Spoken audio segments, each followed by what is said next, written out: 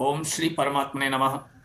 प्रश्नोपनिषद अथर्ववेद के पिप्पलाद शाखीय ब्राह्मण भाग के अंतर्गत है।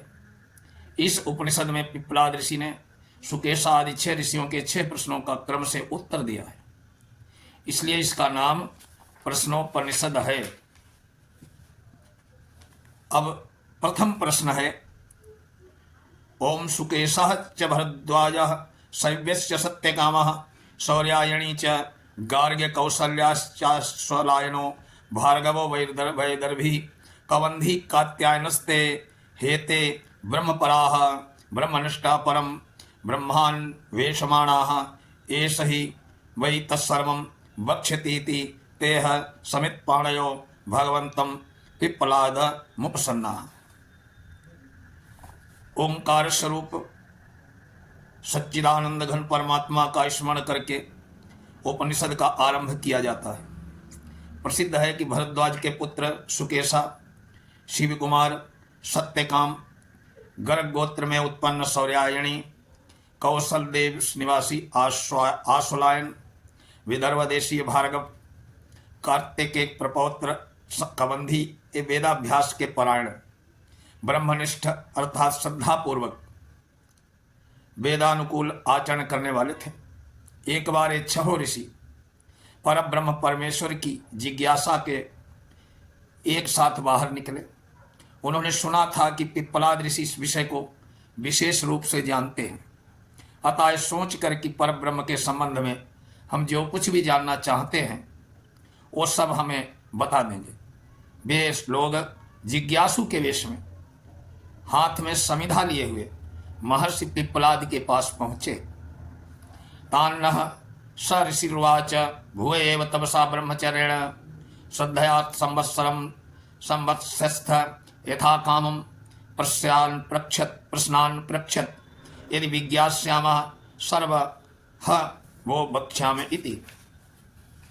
उपयुक्त 6 ऋषियों ने पर ब्रह्म की जिज्ञासा से अपने पास आया देखकर महर्षि पिप्पलाद ने उनसे कहा, तुम लोग तपस्वी हो, तुमने ब्रह्मचर्य के पालन पूर्वक सांगोपांग वेद पढ़े हैं, तथापि मेरे आश्रम में रहकर पुनः 1 वर्ष तक श्रद्धापूर्वक ब्रह्मचर्य का पालन करते हुए तपश्चर्या करो।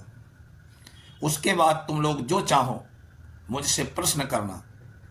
यदि तुम्हारे पूछे हुए विषय का मुझे ज्ञान होगा तो निस्संदेह तुम्हें सब बातें भली भांति समझाकर बताऊंगा। ऋषि की आज्ञा अनुसार सबने श्रद्धापूर्वक ब्रह्मचर्य और तपश्चर्या के साथ विधि पूर्वक वहां 1 वर्ष तक निवास किया। अथ कबंधी कात्यायनोपेत पपच्छ भगवन कुतो हवा इमाः प्रजा प्रजायंत इति। महर्षि पिप्पलादि की आज्ञा पाकर वे लोग श्रद्धापूर्वक ब्रह्मचर्य का पालन करते हुए वही तपश्चर्या करने लगे। महर्षि की देखरेख में संयम पूर्वक रहकर 1 वर्ष तक उन्होंने त्यागमय जीवन व्यतीत किया। उसके बाद वे सब पुनः पिप्पलाद ऋषि के पास गए। उन्होंने सर्वप्रथम कत्य ऋषि के प्रपौत्र कबंधी ने श्रद्धा और विनय से पूछा, भगवान, जिससे संपूर्ण चराचर जीव नाना रूप में उत्पन्न होते हैं, जो इनका सुनिश्चित परम कारण है, वो कौन है? तस्मै प्रोवाच प्रजा कामो वै प्रजापति सतपो तप्यत तपस्तप्त्वा समिथुन्मुत्पादयते रयिं च प्राणं चेत्तेतौ में बहुधा प्रजा करिष्यत इति। कबंधी ऋषि का यह प्रश्न सुनकर पिप्पलाद ऋषि बोले कि हे कात्यायन, ये बात वेदों में प्रसिद्ध है कि संपूर्ण जीवों के स्वामी परमेश्वर को सृष्टि के आदि में जब प्रजा उत्पन्न करने की इच्छा हुई तब उन्होंने संकल्प पूर्वक तप किया। तप से उन्होंने सर्वप्रथम रई और प्राण इन दोनों का एक जोड़ा उत्पन्न किया। उसे उत्पन्न करने का उद्देश्य ये था कि दोनों मिलकर मेरे लिए नाना प्रकार की सृष्टि उत्पन्न करेंगे। इस मंत्र में सबको जीवन प्रदान करने वाली जो समष्टि जीवनी शक्ति है उसे ही प्राण नाम दिया गया है। इस जीवनी शक्ति से ही प्रकृति के स्थूल स्वरूप में समस्त पदार्थों जीवन स्थित और यथा योग्य सामंजस्य आता है। एवं स्थूल भूत समुदाय का नाम रई है, जो प्राण स्वरूप जीवनी शक्ति से अनुप्राणित होकर कार्यक्षम होता है। प्राण चेतना है, रई शक्ति और आकृति है। प्राण और रई के संयोग से ही सृष्टि का समस्त कार्य संपन्न होता है। इन्हीं को अन्यत्र अग्नि और सोम के नाम से भी जाना जाता है। आदित्यो ह वै प्राणो रैरेव चंद्रमा रैर्वा एतत् सर्वं यन्मूर्तं चामूर्तं च तस्मान् मूर्तिरेव रयिः। इस मंत्र में उपर्युक्त प्राण और रई का स्वरूप समझाया गया है। पिप्पलाद कहते हैं कि यह दिखने वाला संपूर्ण जगत प्राण और रई इन दोनों तत्वों के संयोग या सम्मिश्रण से बना है।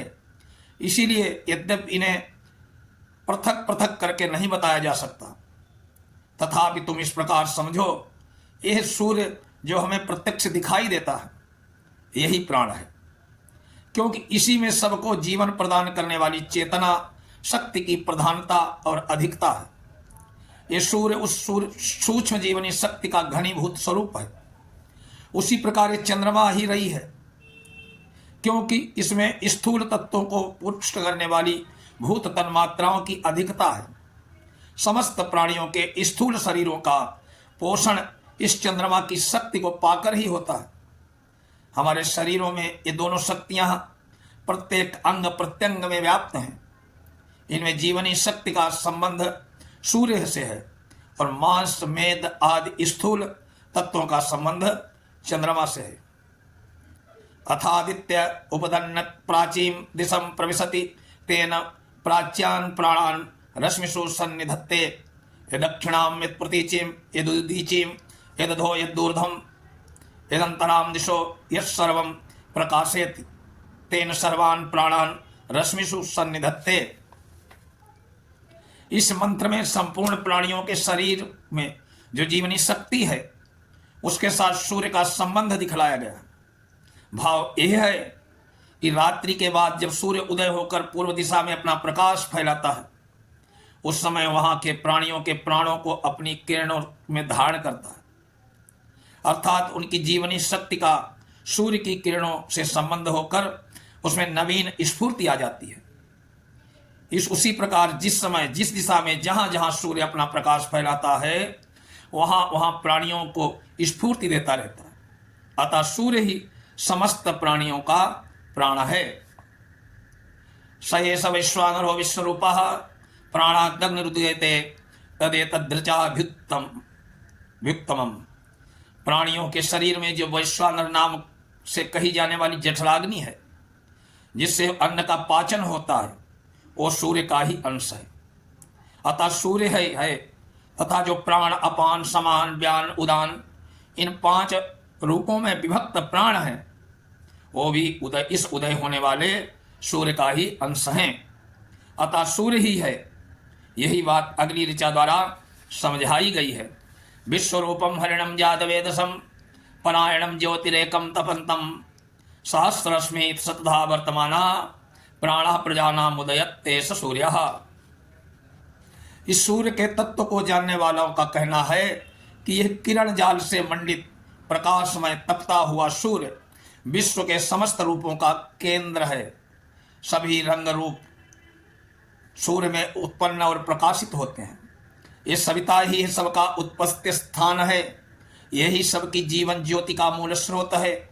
ये सर्वज्ञ और सर्वाधार है। वैश्वानर अग्नि प्राण शक्ति के रूप में सर्वत्र व्याप्त है और सबको धारण करने किए हुए है। समस्त जगत का प्राण रूप सूर्य एक ही है। इसके समान इस जगत में दूसरी कोई भी जीवनी शक्ति नहीं है। ये सहस्रों किरणों वाला सूर्य हमारे सैकड़ों प्रकार के व्यवहार सिद्ध करता हुआ उदय होता है। जगत में उष्णता, प्रकाश फैलाना, सबको जीवन प्रदान करना, ऋतुओं का परिवर्तन करना आदि सैकड़ों प्रकार की आवश्यकताओं को पूर्ण करता हुआ संपूर्ण सृष्टि का जीवनदाता प्राण ही सूर्य के रूप में उदय होता है। संवत्सरो वै प्रजापतिस्तस्यायने दक्षिणम चोत्तरम च तद्वय हवै तदिष्ठापूर्ते कृतमित्युपासते ते चांद्रमसमेव लोकमभिजयन्ते तयेव पुनरावर्तन्ते तस्मादेव ऋषयः प्रजा कामाः प्रदक्षिणं प्रतिपद्यन्ते एषः वै रविर्यः पितृयाणः। इस मंत्र में संवत्सर को परमात्मा का प्रतीक बताकर उसके अंग रूप रई स्थानीय भोग्य पदार्थों के उद्देश्य से ही की जाने वाली उपासना और उसका फल बताते हैं। भाव यह है कि 12 महीनों का यह संवत्सर रूप काल ही मानो षष्ठी के स्वामी परमेश्वर का स्वरूप है। इसके 2 अयन हैं, उत्तरायण और दक्षिणायन। दक्षिणायन के जो 6 महीने हैं जिनमें सूर्य दक्षिण की ओर घूमता है, ये मानो उसका दक्षिण अंग है। उत्तरायण के 6 महीने ही उसके उत्तर अंग है। इनमें उत्तर अंग तो ही प्राण है।